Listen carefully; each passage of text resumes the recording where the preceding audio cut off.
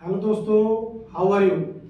आशा करता हूँ आप सभी बहुत अच्छे होंगे और अपनी परीक्षा की तैयारी बहुत मस्ती के साथ कर रहे होंगे। मैं धर्मेंद्र आप सभी को आपके अपने यूट्यूब चैनल कैरियर विल में स्वागत करता हूँ। आइए आज हम अपने पैसिव वॉइस के क्लास को आगे बढ़ाते हुए कुछ नया चीज़ सीखें। एक जो क्लास है खासकर प्रीपोजिशन से संबंधित है, लेकिन इनको एक बार पैसिव वॉइस में पढ़ना जरूरी है ताकि यहाँ पर भी आपको कुछ प्रीपोजिशन का भी ज्ञान हो जाए और पैसिव वॉइस में भी जो इसका यूज होता है प्रीपोजिशन का वो भी आपको आ जाए। आप जैसा कि जानते हैं कि पैसिव वॉइस जब भी आप बनाते हैं तो आप क्या करते हैं, बाई लिखने के बाद एक्टिव का ऑब्जेक्ट को पैसिव का, मतलब एक्टिव के सब्जेक्ट को पैसिव का क्या बना देते हैं, ऑब्जेक्ट बना देते ना बाई के साथ। लेकिन कुछ ऐसे वर्ब होते हैं जिनके साथ बाई प्रीपोजिशन का प्रयोग नहीं किया जाता है, बाई के अलावा दूसरे प्रीपोजिशन का प्रयोग किया जाता है। जनरली पैसिव जब आप बनाते थे तो क्या करते थे, एक्टिव का जो सब्जेक्ट है बाई के साथ पैसिव का ऑब्जेक्ट के रूप में लिख देते थे, यही करते थे। लेकिन कुछ ऐसे वर्ब हैं जिनके साथ बाई लगाकर ऑब्जेक्ट नहीं लिखा जाएगा, इसके साथ दूसरे प्रीपोजिशन लगते हैं।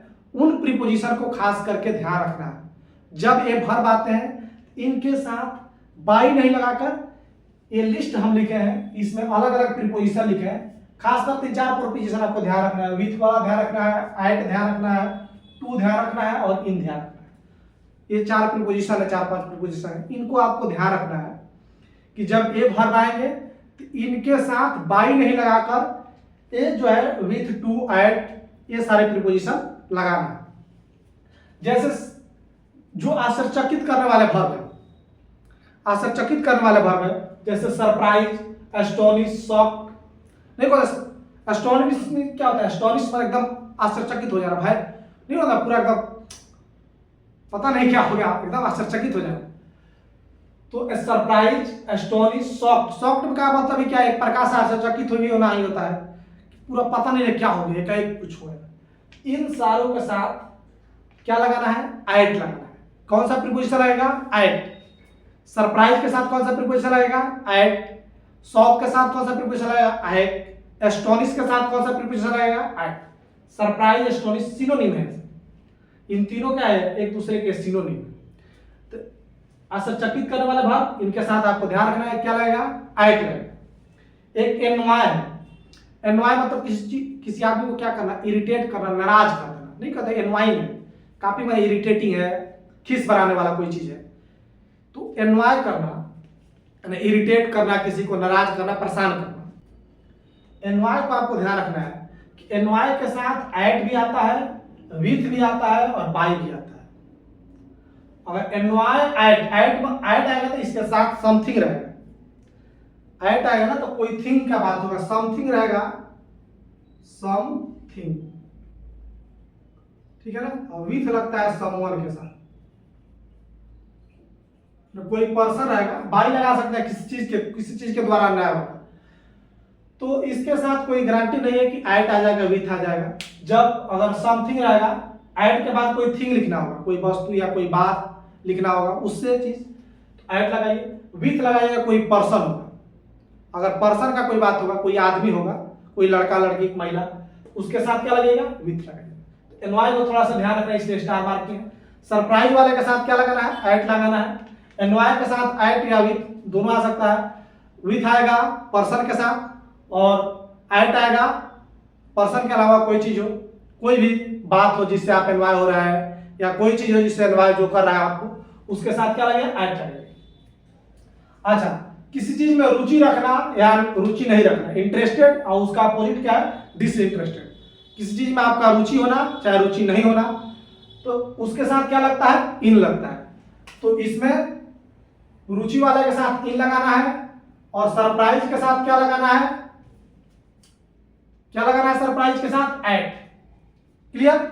अब आइए इस आप ये वाला तो आपको बहुत फेमस होगा, नो। नो के साथ क्या लगेगा, टू। लिसन वाला भी बहुत फेमस है, listen to, known to, prefer to, addicted to. आप जो एडिक्ट वाला जितना है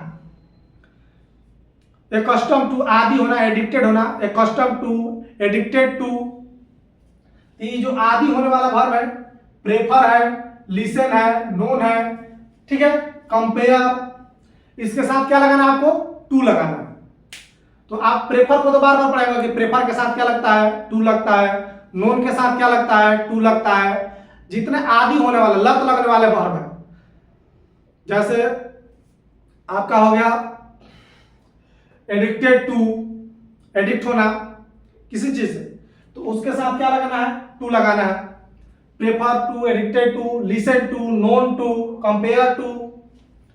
इनवाइट के साथ भी क्या लगेगा? टू। तो इन सारों के साथ क्या लगेगा? टू लगेगा। अच्छा, विथ वाले को ध्यान रखते हैं, जैसे किसी चीज से क्या होना? प्लीज, संतुष्ट होना। मैं उसी चीज से खुश हूं या संतुष्ट हूं। I am please with, please का उल्टा क्या होगा? डिसप्लीज। सेटिस्फाइड का उल्टा क्या होगा? डिससेटिस्फाइड। और डिसगस्टेड विथ, डिसगस्टिंग, काफी किसी समय आपको क्या बहुत खराब लग रहा है, तो किसी चीज को अच्छा लगना, सेटिस्फाइड होना, चाहे आपको खराब लगना, उसके साथ क्या लगेगा? विथ लगाइए। एक क्वारल है, क्वारल को भी स्टार मार्क किए हैं, क्वारल के साथ विथ भी आता है, अगेंस्ट भी आता है, किसी के लिए लड़ना भी आता है, फॉर भी आता है, इसके साथ बहुत सारा चीज आता है। तो क्वारल को भी ध्यान रखना, यहाँ पर भी बाई नहीं लगता है, क्या तो विथ रहेगा, अगेंस्ट लगेगा। आप क्वारल जब हम प्रीपोजिशन पढ़ाएंगे तो वहां बताएंगे कि किस किस सिचुएशन में आप क्या क्या लगाइएगा। तो क्वारल के साथ विथ, अगेंस्ट, फॉर ये सब आता है। क्लियर? तो आपको ध्यान रखना है ये सारे वर्ब, इनके साथ बाई के अलावा ये दूसरे दूसरे प्रीपोजिशन आते हैं।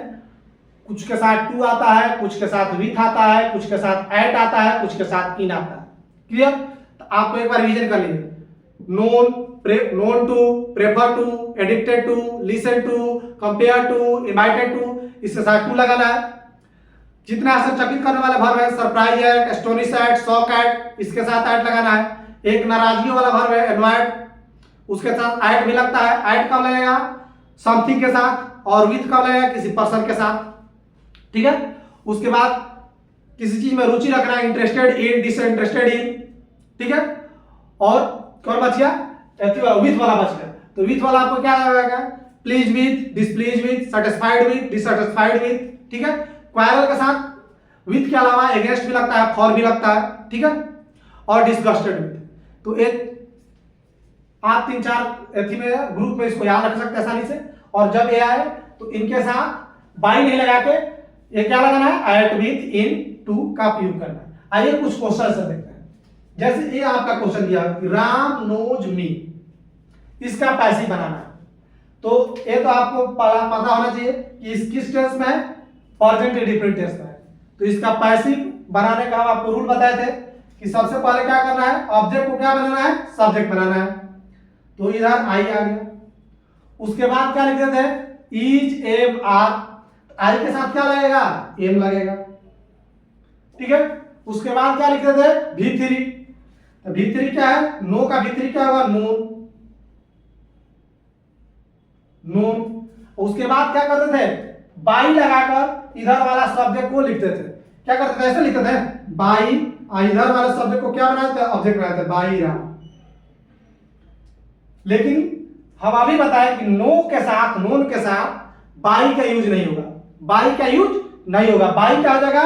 गलत हो जाएगा। बाई नहीं लिखना है। क्या लिखना है? यहां पे टू लिखना है। क्या लिखना है? टू। अब जाके सही हुआ। तो ध्यान रहेगा कि नो के साथ क्या लग रहा है? टू लग रहा है। जैसे दूसरा हर रिजल्ट सरप्राइज द टीचर, उसका जो रिजल्ट है टीचर को क्या कर दिया? सरप्राइज कर दिया। इसका पैसिव बनाना है। तो ये देखिए किस टेंस में है जी? पास्ट इंडेफिनिट टेंस में। तो इसका पैसिव कैसे बनाते हैं? पहले सब्जेक्ट को इधर, ऑब्जेक्ट वाले को क्या करें? इधर सभी बनाए। तो पैसिव भाषा चेंज करें। पहले क्या करेंगे? इधर ऑब्जेक्ट द टीचर उठा के सब्जेक्ट बनाइए। तो द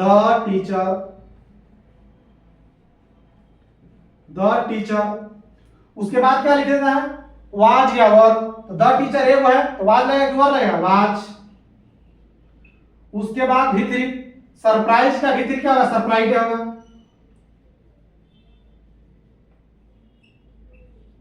उसके बाद क्या करते थे? बाई लगाकर लिखते थे इधर वाला सब्जेक्ट। बाई लगाकर एक्टिव के सब्जेक्ट को पैसिव में क्या बनाते थे? ऑब्जेक्ट बनाते थे। हर रिजल्ट। लेकिन ध्यान रखना है कि क्या है, यहाँ पे कौन सा वर्ब है, सरप्राइज है। सरप्राइज के साथ बाई नहीं आता है, बाई नहीं आता, इसके साथ क्या आता है, आश्चर्यचकित करने वाले जितने वर्ब है उसके साथ क्या आता है, एट आता है। तो यहाँ पे बाई नहीं लिखे, क्या लिखेंगे, एट लिखेंगे, सरप्राइज एट। क्लियर। तो ये सारे ध्यान रखना कि सरप्राइज, जितने भी सरप्राइज है, surprise at, shocked at, astonish at, ठीक है, इसके साथ एट का यूज होता है। आइए कुछ और एग्जांपल कर लेते हैं। आइए 2 एग्जांपल और कर लेते हैं। सोहन हैज सैटिस्फाइड मी। अब देखिए ये एक्टिव टेंस में है, एक्टिव वॉइस में है ना, किस टेंस में लिखा गया है, प्रेजेंट परफेक्ट टेंस में। तो इसका पैसिव कैसे बनाते हैं, तो सबसे पहले ऑब्जेक्ट उठाकर सब्जेक्ट बनाएंगे। तो मी को उठाकर यहां पर लगाएंगे, क्या हो जाएगा, मी को मी नहीं लिखेंगे, सब्जेक्ट का स्थान पर लिख रहे हैं, तो ध्यान रखना आई लिखेंगे। उसके बाद क्या लिखते हैं, जो हेल्पिंग वर्ब होता है हैज है, इसके साथ हेल्पिंग वर्ब क्या होता है, हैज या है, तो क्या लगेगा, हैव लगेगा आई के साथ। उसके बाद बताया था आपको कि परफेक्ट में क्या ऐड करना है, बीन ऐड करना है। परफेक्ट टेंस में बीन ऐड किया जाता है, कंटीन्यूअस टेंस में क्या ऐड किया जाता है, बीइंग ऐड किया जाता है। कंटीन्यूअस में being, B E I N G, perfect में बीन। तो इसके बाद क्या ऐड करना है, बीन। उसके बाद क्या करते थे, वर्ब 3 लिखते थे, तो सेटिस्फाइड का सेटिस्फाइड ही हो जाएगा। उसके बाद क्या करते थे, बाई लगाते थे, और इधर वाले सब्जेक्ट उठाकर क्या बनाते थे, ऑब्जेक्ट बनाते थे, सोहन। लेकिन ध्यान रखना है कि यहां सेटिस्फाइड के साथ बाई नहीं आता है। क्या नहीं आता है, बाई नहीं आता है। इसके साथ क्या आता है, सेटिस्फाइड विथ, डिससेटिस्फाइड विथ, संतुष्ट होना, असंतुष्ट होना, खुश होना, प्लीज। इसके साथ क्या आता है, बाई नहीं आके क्या आएगा, विथ आएगा। तो यहां ध्यान रखना है, बाई गलत हो जाएगा, क्या लिखना है, विथ लिखना है। एक और कर लीजिए क्वेश्चन, हर बिहेवियर शॉक्ड मी। ये क्या है, पास्ट इंडेफिनिट का है, इसका पैसिव बनाएंगे तो क्या करेंगे, ऑब्जेक्ट उठाकर सब्जेक्ट बनाइए, पहले आई। पास्ट इंडेफिनिट सेंटेंस में पैसिव बनाना क्या करते थे, पहले सब्जेक्ट लिखते थे, ऑब्जेक्ट को सब्जेक्ट बना लिए, उसके बाद क्या लिखते थे, हेल्पिंग वर्ब। कौन सा हेल्पिंग वर्ब, वाज या वर, आई के साथ क्या आएगा, वाज। उसके बाद क्या लिखते थे, V3, तो सॉफ्ट, सॉफ्ट देखिए गलती लिखे हैं, एच छूट गया था, सॉफ्ट,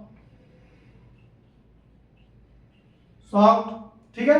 उसके बाद क्या लिखते थे, बाई लिखते थे। उसके बाद क्या करते थे, सब्जेक्ट उठाकर क्या बनाते थे, ऑब्जेक्ट बनाते थे, हर behaviour.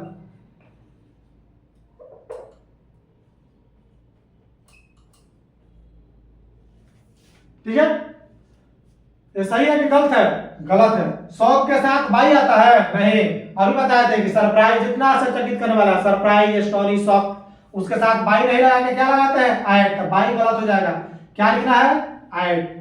Surprise, shock at her behaviour. तो ये सारा थोड़ा सा ध्यान में रखना है। क्लियर। तो ये हमारा टॉपिक हो गया। आइए अगला बात चलते हैं। आइए यहां पर हम कुछ ऐसे वर्ब जानेंगे जिसके साथ प्रीपोजिशन जुड़कर उसका मीनिंग चेंज कर देता है।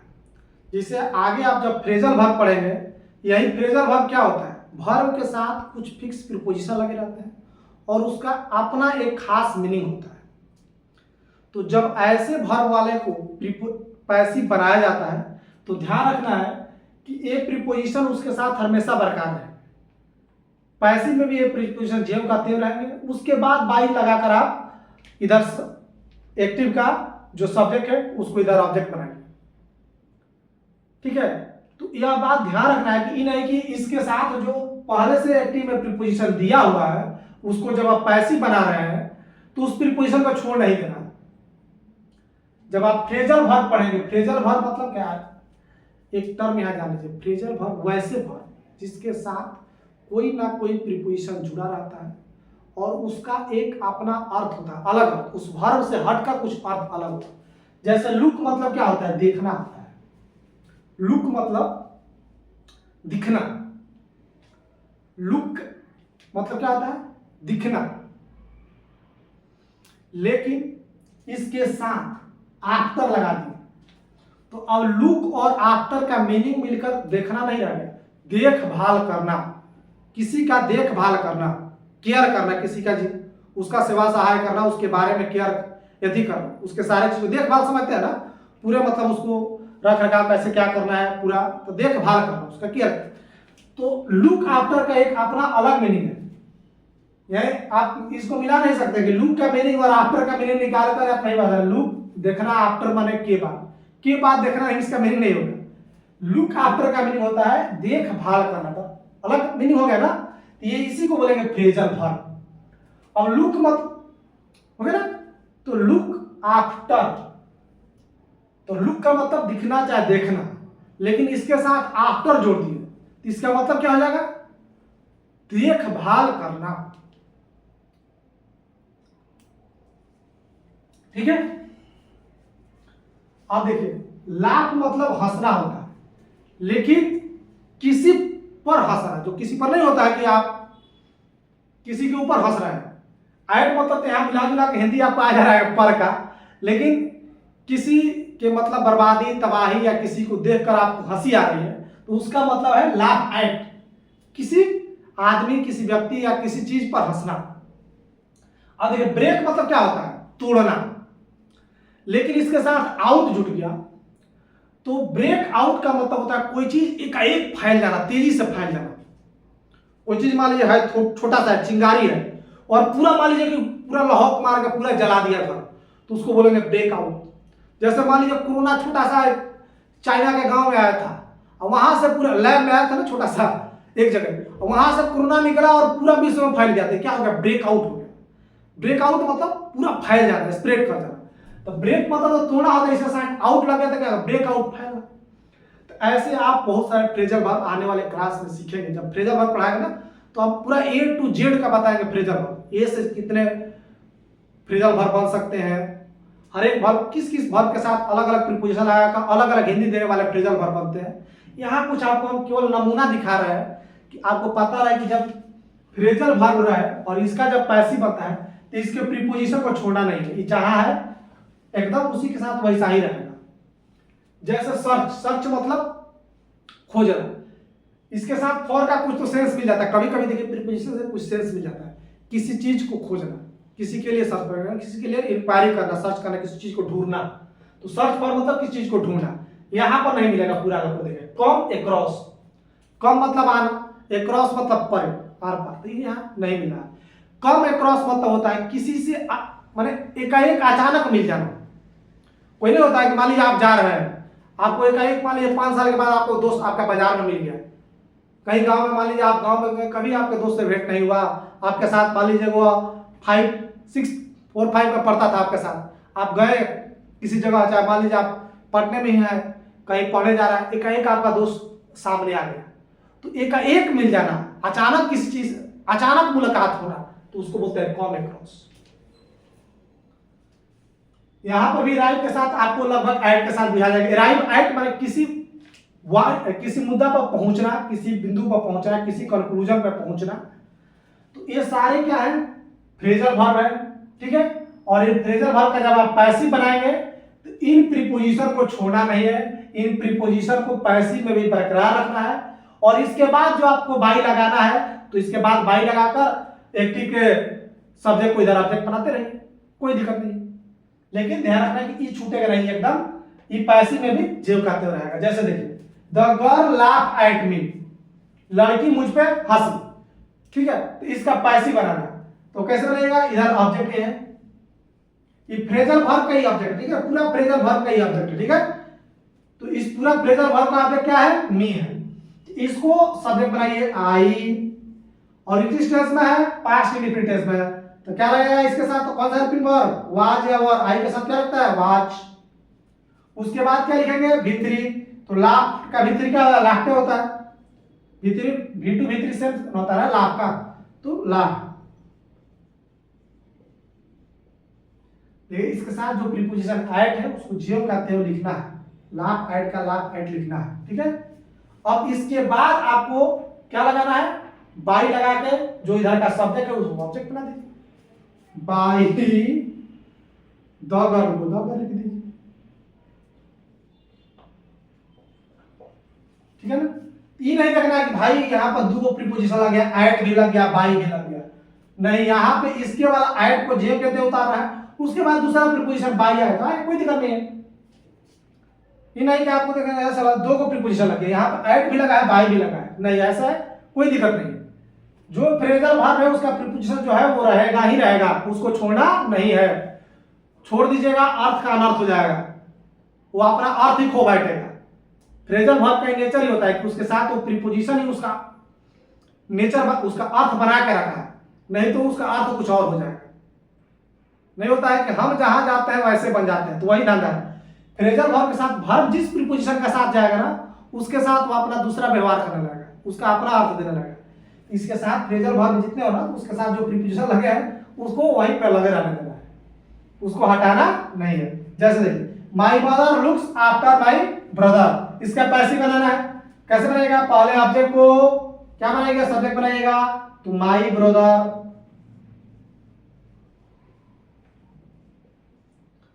किस प्रेजेंट इंडेफिनिट का वाक्य है ना, तो इसका पैसिव बताते हैं तो क्या करते हैं? पहले इधर तो ऑब्जेक्ट को सब्जेक्ट बना दिए, उसके बाद क्या लिखते हैं? Is am are.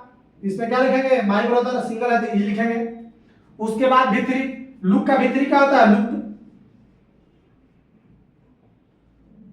इसके साथ जो आफ्टर है उसको लिखना है, ध्यान रखना है कि ये फ्रेजल वर्ब है, इसके साथ आफ्टर को नहीं छोड़ना है, तो आफ्टर को लिखना पड़ेगा, लुक आफ्टर। उसके बाद बाई लगाइए और इधर का जो सब्जेक्ट है उसको ऑब्जेक्ट बना दीजिए, बाई माई मदर।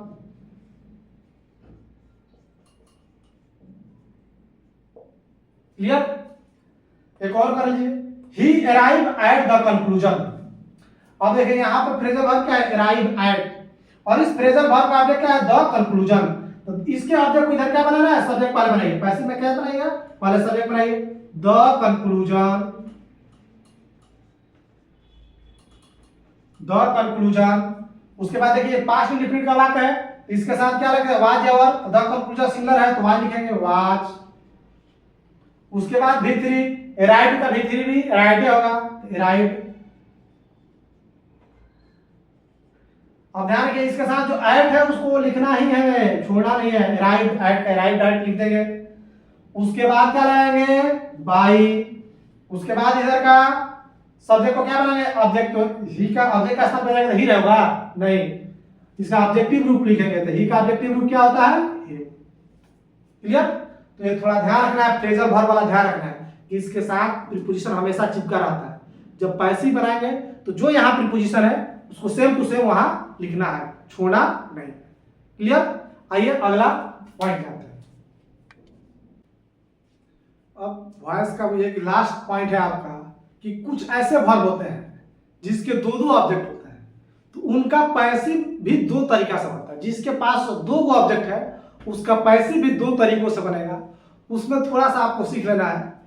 एक बात हम पिछले क्लास में भी जब आपको बताए थे कि ऑब्जेक्ट दो तरीके, एक आदमी हो गया, कोई पर्सन हो गया, कोई आदमी, महिला पुरुष लड़का कोई आदमी हो गया, आदमी वालों को इनडायरेक्ट ऑब्जेक्ट बोलेंगे, और जो थिंग हो गया उसको डायरेक्ट ऑब्जेक्ट बोलते हैं। तो दो तरीका का ऑब्जेक्ट एक ही साथ हो सकते हैं, जहां आदमी भी हो और आदमी के अलावा कोई चीज भी हो, कोई बात हो, कोई चीज हो, कोई दूसरा चीज हो। तो जब ये दोनों ऑब्जेक्ट हैं तब इनका पैसिव दो तरीका से बनता है। आइए एग्जांपल समझते हैं। कुछ वर्ब यहाँ पर लिख दिए जिनके पास दो ऑब्जेक्ट होते हैं, जैसे गिव है, इसके पास भी दो ऑब्जेक्ट होता है, टेल के पास भी दो ऑब्जेक्ट होता है, सेड के पास भी दो ऑब्जेक्ट हो सकता है, सो के पास भी दो ऑब्जेक्ट हो सकता है। कुछ ऐसे वर्ब है इनके पास दो ऑब्जेक्ट होते हैं, ठीक है ना। तो जब दोनों ऑब्जेक्ट हो तो एक होगा डायरेक्ट ऑब्जेक्ट। कौन डायरेक्ट ऑब्जेक्ट? जो थिंग होगा, कोई वस्तु होगा, कोई बात होगा, थिंग बोलते हैं उसको, या पर्सन होगा तो उसको बोलेंगे इनडायरेक्ट ऑब्जेक्ट। तो जब ये दोनों डायरेक्ट ऑब्जेक्ट, कोई आदमी भी हो, मतलब डायरेक्ट ऑब्जेक्ट कोई थिंग भी हो, कोई वस्तु हो, और इनडायरेक्ट ऑब्जेक्ट कोई आदमी हो, तो दोनों जब है इसका पैसिव बनाने का दो तरीका है। पहला तरीका आप ध्यान रखिएगा, देखिए जैसे यहाँ पे she has given me a book, उसने मुझे एक किताब दिया। अब यहाँ पर है गिव के पास देखिए यहाँ पे दो ऑब्जेक्ट है, मी भी है, बुक है। कैसे दोनों ऑब्जेक्ट? ऑब्जेक्ट को पहचानने का तरीका क्या होता है? ऑब्जेक्ट को पहचानने का यह तरीका होता है कि वर्ब से हु, वर्ब से whom, किसे, और व्हाट क्या लगाकर प्रश्न पूछिए, और जो जवाब मिलता है वही ऑब्जेक्ट होता है। कैसे क्वेश्चन पूछना है वर्ब से? हुम से, हुम यानी हिंदी में किसे से, और वाट यानी क्या से, और जो जवाब मिलेगा वही वर्ब का क्या होता है, ऑब्जेक्ट होता है। जैसे यहाँ पे गिव है ना, अब आप पूछिए she has given me a book, तो गिव मैंने देना, दिया, क्या दिया है, वाट गिवन, तो आपको पता लगेगा ए बुक। तो क्या वाला जो जवाब होता है ना, थिंग होता है, वो डायरेक्ट ऑब्जेक्ट होता है। डीओ मतलब डायरेक्ट ऑब्जेक्ट, डीओ मतलब डायरेक्ट ऑब्जेक्ट, क्या है ये, डायरेक्ट ऑब्जेक्ट। और दूसरा भी एक व्हाट से क्वेश्चन पूछ सकते हैं, दूसरा हुम से, दिया, हुम गिवन, चाहे किसे दिया, हिंदी में सीधे पूछिए किसे दिया, मुझे दिया, मुझे दिया, इनडायरेक्ट ऑब्जेक्ट, क्या है, इनडायरेक्ट ऑब्जेक्ट, इनडायरेक्ट ऑब्जेक्ट। तो जब ये दोनों दिया हो तो इनका पैसिव बनाने का क्या तरीका है, ध्यान रखिए कि देखिए इनका पैसिव बनाने के लिए, इनका पैसिव आप कैसे बनाइएगा, पहले आप तो इनडायरेक्ट ऑब्जेक्ट को सब्जेक्ट बना लीजिए, और एक खाली डायरेक्ट ऑब्जेक्ट को, देखिए दो ऑब्जेक्ट है तो दो तरीके से सब्जेक्ट बन सकता है, तो जब दो तरीके से सब्जेक्ट बनेगा तो दो तरीके से पैसिव वॉइस, पैसिव वॉइस में यह कहता है ऑब्जेक्ट को सब्जेक्ट बनाया जाता है। पैसिव वॉइस में क्या किएगा, सबसे पहले इधर वाले ऑब्जेक्ट को उठाकर पैसिव का सब्जेक्ट बनाना है, तो हमारे पास दो ऑब्जेक्ट है, तो आप कहेंगे कि आप किसको उठाएं, भाई दो ऑब्जेक्ट है, कौन उठाए, तो आप किसी को भी उठा सकते हैं, आप किसी एक ऑब्जेक्ट को उठाकर पैसिव बना सकते हैं, कोई दिक्कत नहीं है। थोड़ा सा अंतर क्या होगा उसको हम बताएंगे। तो मान लीजिए पहले आप इनडायरेक्ट ऑब्जेक्ट उठाए, क्या उठाए, इनडायरेक्ट ऑब्जेक्ट को उठाकर आप पैसिव बना रहे हैं। इनडायरेक्ट ऑब्जेक्ट उठा लिए, आई को मी वाले को उठाएंगे, तो यहाँ पर सब्जेक्ट बनेगा तो मी नहीं रहेगा ना, आई हो जाएगा, आई हो जाएगा। उसके बाद क्या परफेक्ट टेंस बनाएंगे, प्रेजेंट परफेक्ट टेंस में, तो इसके सब्जेक्ट के बाद क्या लिखना पड़ता है, हेल्पिंग वर्ब, है या है जो है, तो आई के साथ क्या लगेगा, है। परफेक्ट में एक्स्ट्रा क्या ऐड करते हैं, बीन, तो बीन लगाइए। उसके बाद क्या लिखते हैं, वर्ब 3, तो गिवन, तो खुद वर्ब 3 यहां पर दिया हुआ है, गिवन, ठीक है।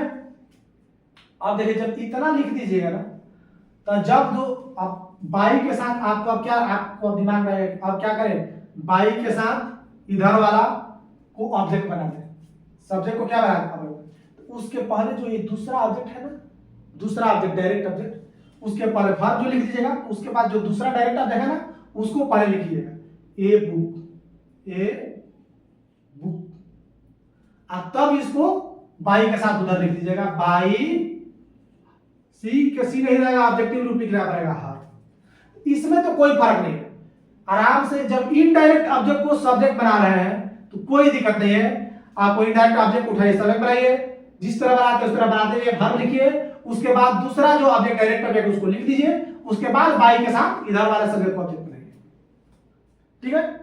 लेकिन कहां आपको दिक्कत होगा, जब डायरेक्ट ऑब्जेक्ट को हम सब्जेक्ट बनाए, आप तो एक खाली ऐसे इनडायरेक्ट ऑब्जेक्ट वाला को सब्जेक्ट बना दिए, जब डायरेक्ट ऑब्जेक्ट को सब्जेक्ट बनाएंगे तब देखिए क्या खेला होगा।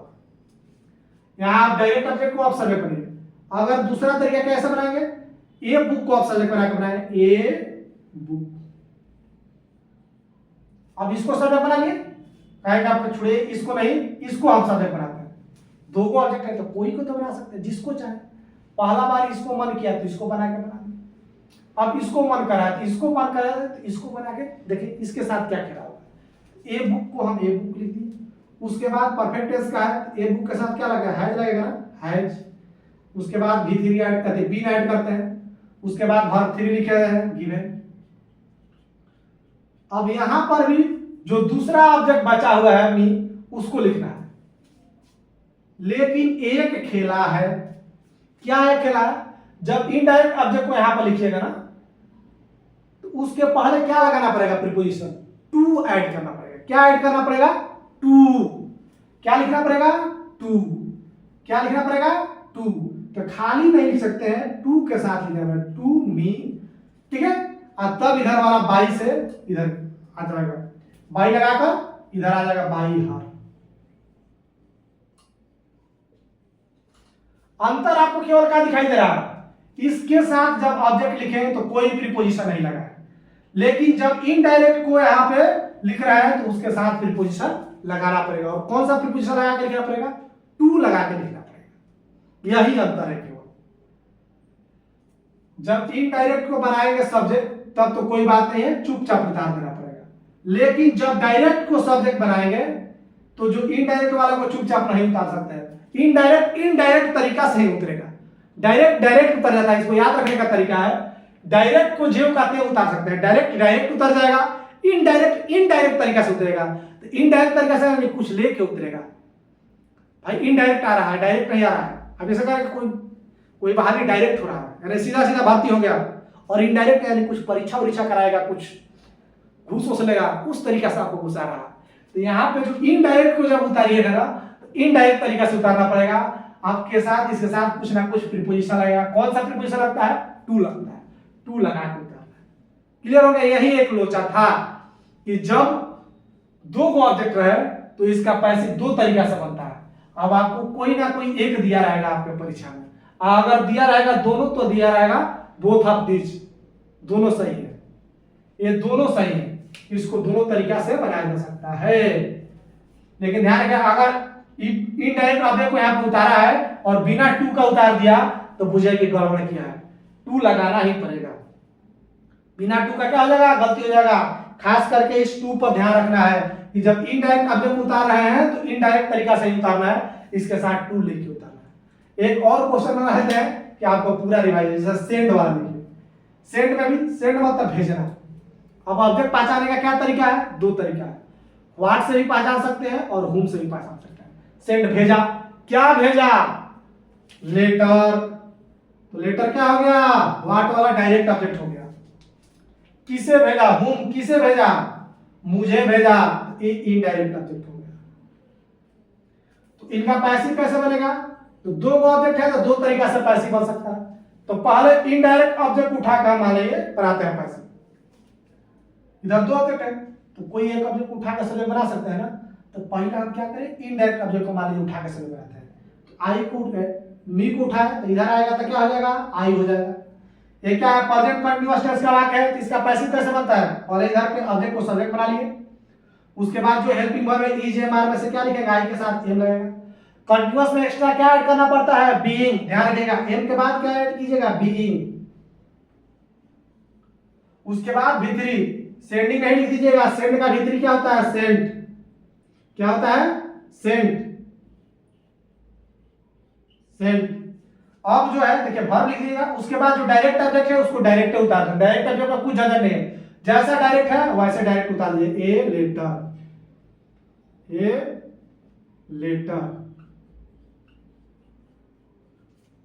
अब उसके बाद हम क्या करेंगे? बाई लगाएंगे और इधर वाला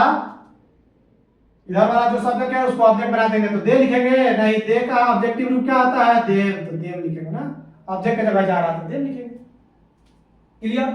लेकिन जब हम डायरेक्ट ऑब्जेक्ट को सब्जेक्ट बनाए तब क्या लोचा है भाई? ध्यान रखना है। अब आइए इसको डायरेक्ट ऑब्जेक्ट को हम सब्जेक्ट बनाया था, पैसिव कैसे बनेगा? A letter, a letter. उसके बाद कंटीन्यूअस टेंस का वाक्य है तो ए लेटर के साथ इज एम आर में से क्या आएगा? इज। उसके बाद ऐड क्या करते हैं? बीइंग। उसके बाद भीतरी, सेंट। उसके बाद जो दूसरा ऑब्जेक्ट है उसको लिख देते हैं। इनडायरेक्ट ऑब्जेक्ट को उतारेंगे तो इनडायरेक्ट तरीका से उतारेंगे। इनडायरेक्ट तरीका यानी इसके साथ कुछ लगाकर, क्या लगा के उतारेंगे? टू लगा के उतारेंगे। To me, to me. उसके बाद बाई के साथ इधर वाला जो सब्जेक्ट है उसको ऑब्जेक्ट बना देंगे, बाई। क्लियर? यह ध्यान रखना है, जिसके साथ दो ऑब्जेक्ट है उसका दो तरीका से बनता है पैसिव। डायरेक्ट वाले को अगर जो कहते हैं उतारेंगे तो डायरेक्ट रह जाएगा, कोई दिक्कत नहीं, उसके साथ कुछ नहीं जुड़ेगा। इनडायरेक्ट वाले को उतारेंगे तो वह इनडायरेक्ट तरीका से उतरेगा, उसके साथ टू लगा के उतारना है। यही बात ध्यान रखना है। तो आज का क्लास खत्म हुआ, हमारा बहस खत्म हो गया। अगले क्लास में कोई और टॉपिक चालू करते हैं, तब तक के लिए धन्यवाद। और मेरा काम आप लोग को अच्छा लग रहा हो तो मेरे चैनल को जरूर सब्सक्राइब कीजिए और वीडियो को ज़्यादा से ज़्यादा शेयर कीजिए, लाइक कीजिए। मिलते हैं नेक्स्ट क्लास में किसी और टॉपिक के साथ।